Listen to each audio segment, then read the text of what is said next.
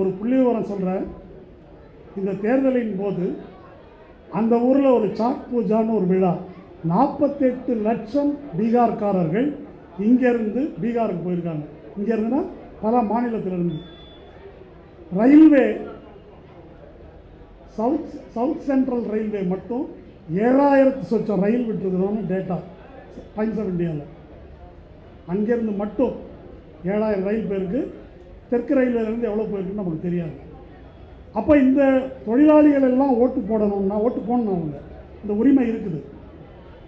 இராணுவத்தில், போலீஸில், அரசு பணியில் பணியாற்றுபவர்களுக்கு போஸ்டல் வாக்கு அப்படின்னு உங்களுக்கு ஒரு உரிமை இருக்குது. தபால் வாக்குன்னு போட முடியும்.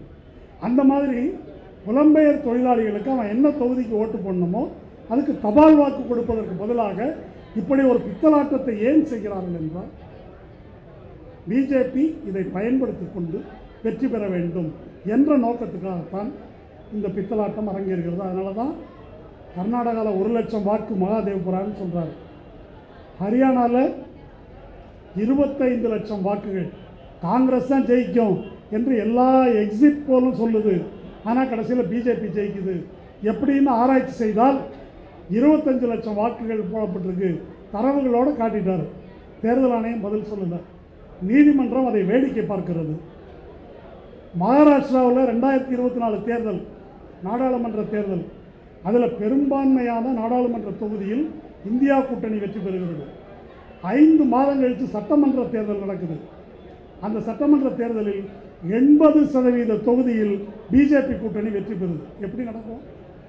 5 மாதத்தில் எப்படி நடக்கும் என்றால், இந்த 5 மாத காலத்தில் 41 லட்சம் வாக்காளர்கள் புதிதாக சேர்க்கப்பட்டிருக்கிறார்கள். 41 லட்சம். ஒவ்வொரு தொகுதியிலையும் டார்கெட் பண்ணி, இந்த நாடாளுமன்ற தேர்தலில் இங்கே நம்ம எவ்வளோ வாக்கில் தோற்றோம், இந்த தொகுதியில் 10,000 வாக்கு குறைஞ்சிருக்கா, அப்போ ஒரு 15,000 பேர் சேரு என்று சேர்த்திருக்கிறார்கள். இந்த புகாருக்கு இதுவரைக்கும் தேர்தல் ஆணையம் பதில் சொல்லலை.